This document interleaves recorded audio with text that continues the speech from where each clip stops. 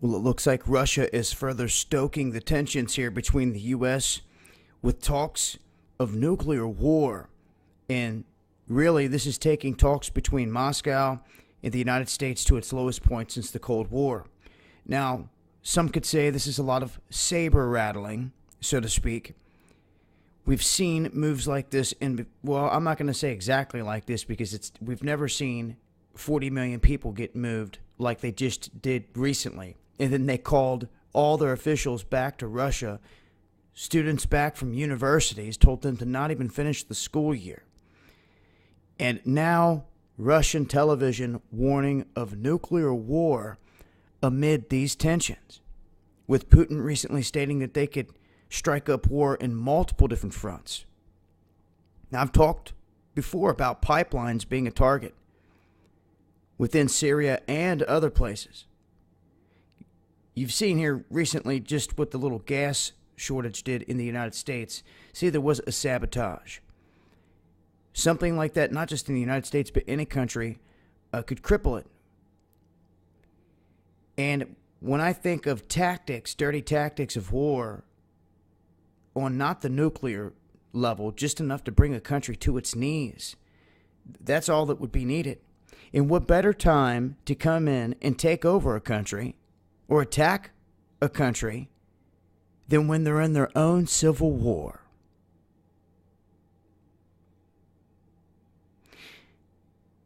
It seems to me that the climate in this country seems to be just that. It seems they're propping up the Pied Piper, that they call it, in Trump. All these leaks coming out, the mainstream not picking up none of it. They continue to slander Trump. It's just one thing after another.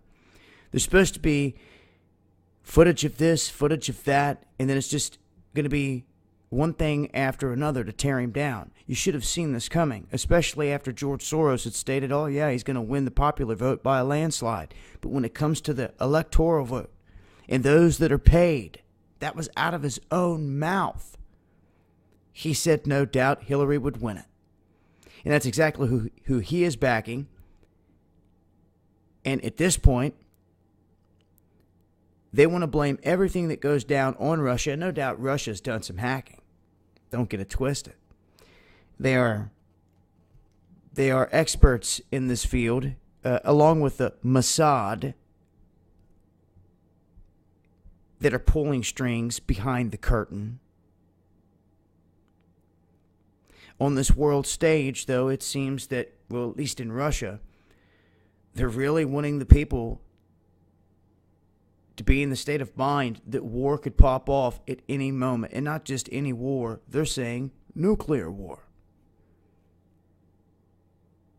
And that's big time. You know, just think about this. What would it be like if here in this country 40 million or more just participated in a massive drill where we all moved from where we were at and located the bunkers and everything else? It's a massive feat. How would it feel if all of a sudden Obama was calling officials back from all across the globe, out of every country? You see? And then what if they were blasting on the news and the mainstream constantly? Nuclear war is imminent. And there is the constant fear-mongering. But when it comes to that, the only ones that are falling victim to that term are those that are fearing it. There's nothing to fear here. Most people should be damn angry at what's happening. And you should always have a plan. You should always have a plan. It's, in my opinion, on this world stage, it's a play on the minds of the people, and that all these world leaders have sold us all out. And the end game goal, I do believe, in this country is to turn the people on one another, or to have a massive revolt where the people will lash back at the establishment. Give the system an excuse to start to break down, and then couple that with some attacks, and really look at the Gulf of Tonkin. Look at Pearl Harbor, 9/11. The next event, in my opinion, will fall right along those same lines here in America. They can blame it on whoever. They always do. They've always got someone to point the finger at. But in the end, you know who it is that really does it.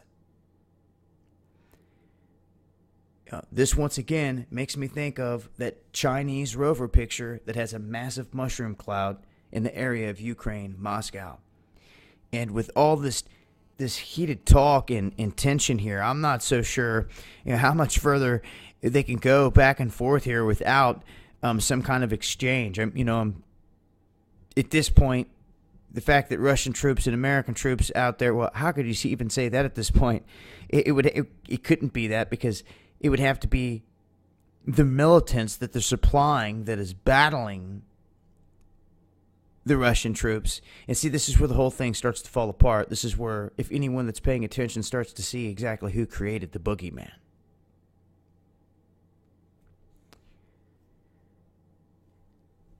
But I will talk more about this tomorrow night. Underground World News Live, 8 p.m. Eastern, over on Dabu 777. Also, make sure that you're following me on Twitter, and make sure to check out my J Knight channel.